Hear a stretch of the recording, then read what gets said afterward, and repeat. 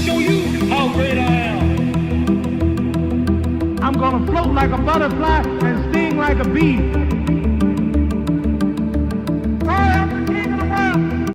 G5 Jeff TV, hit the subscribe button, hit the like button. Please share this video, support your boy, support good content at all times. Let's get down to business.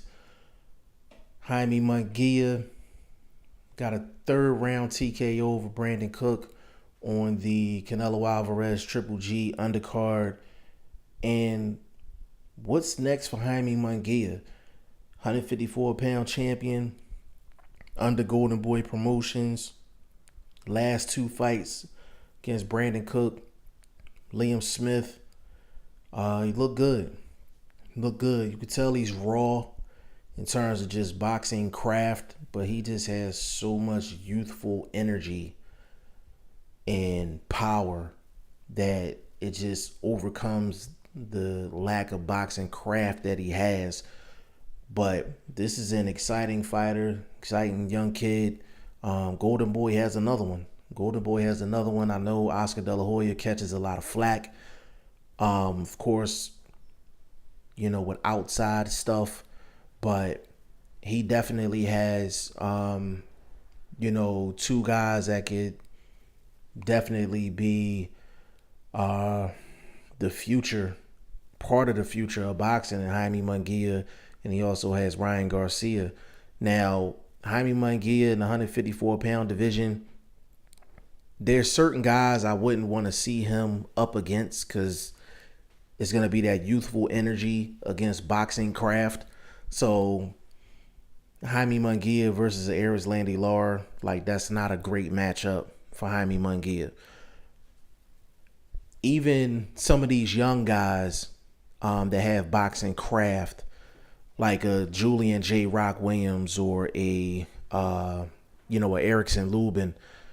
Not saying that he can't beat either one of those guys. It's just he shouldn't fight people that have a lot of boxing craft because you just don't know how he's going to respond. Somebody that has boxing craft and somebody that can take his shot. Now, of course, the question would be, can Julian J. Rock Williams take Jaime Munguia's shot? And can Erickson Lubin take Munguia's shot? And that would be the storyline for both of those fights. But what I think they should do with Jaime Munguia next is just bring him along. Make sure the matchmaking is tight. Do not put him up against a guy that is so technically sound to the point to where, he's going to look bad inside of the ring. You don't want to see that at all. So I think if he went up against Jermell Charlo, that's a good fight. I like Jermell Charlo, but not to the point where I feel like he's dominant or invincible. So if they made that fight a unification fight between those two, I wouldn't be mad at that. At all. But the fight that I do want to see, and I know I just talked about bringing Jaime Munguia along, but there's a lot of guys at 154 that are right on the cusp of championship status, and they have a lot of boxing craft. You understand what I'm saying? It's, you got an Erislandy Lara, you got a Julian J. Rock Williams, you have a Erickson Lubin, there's a couple other guys at 154 that has that craft that can give Jaime Munguia problems. But the one guy that I would love to see Jaime Munguia fight, and I think it would be the perfect fight and perfect opportunity for him, and that's Jarrett Swift Hurd. Jaime Munguia and Jarrett Swift Hurd is a great fight because both of those guys are at the same point in their career. They show flashes, but they take shots. They're still learning on the job. They have a lot of boxing craft to learn, but they both have a lot of power, a lot of size, and they're both champions, and they both have charisma. So everybody's talking about Jarrett Swift Hurd going up against Jermell Charlo. That's not even the fight I want to see. Like, I want to see Jaime Munguia and Jarrett Swift Hurd. Jarrett Swift Hurd, he overwhelms guys with his size. He wouldn't be able to do that with Jaime Munguia. Jaime Munguia is a big dude. Like, he's a big 154-pound fighter. And it'll be good for Jarrett Hurd, too, because he'll be going up against a guy that can't really expose the fact that he's still working on his boxing craft.